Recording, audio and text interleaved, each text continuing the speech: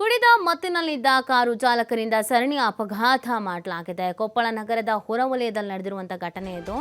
ಆನಂದಪ್ಪ ಸೊರಟೂರ ಎಂಬಾತನಿಂದ ಅಪಘಾತ ಮಾಡಲಾಗಿದೆ. ಮೊದಲಿಗೆ ಕೊಪ್ಪಳದ ಹೊರವಲಯದಲ್ಲಿ ಈ ಅಪಘಾತ ಆಗಿರೋದು.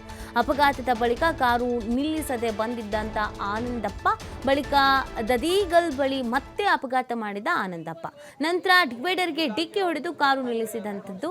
2 ಅಪಘಾತಗಳಲ್ಲಿ 4 ಜನರಿಗೆ ಗಾಯ ಆಗಿದೆ. ಸರಣಿ ಅಪಘಾತ ಮಾಡಿದ ಆನಂದಪ್ಪನನ್ನ ಹಿಡಿದಿದ್ದಾರೆ ಸ್ಥಳೀಯರು. ಸ್ಥಳಕ್ಕೆ ಕೊಪ್ಪಳ ನಗರ ಗ್ರಾಮೀಣ ಠಾಣೆ ಪೊಲೀಸರು ಭೇಟಿ ನೀಡಿದ್ದಾರೆ.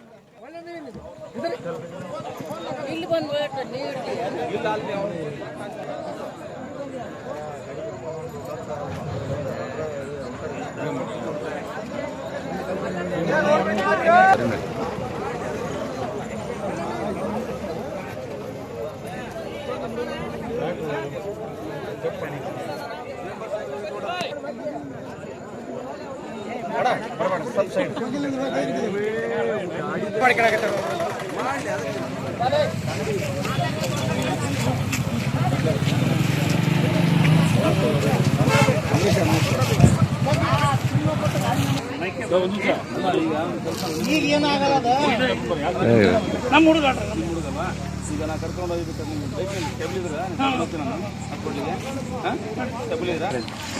ನಾನು ಆ ಕಡೆ ನೋಡಿ ನಿಲ್ಲಿಸಿದ್ದೆ. ಹಿಂಗ್ ಬಂದು ನಮಗೆ ಪರ್ಮನೆಂಟ್ ಸೌಂಡ್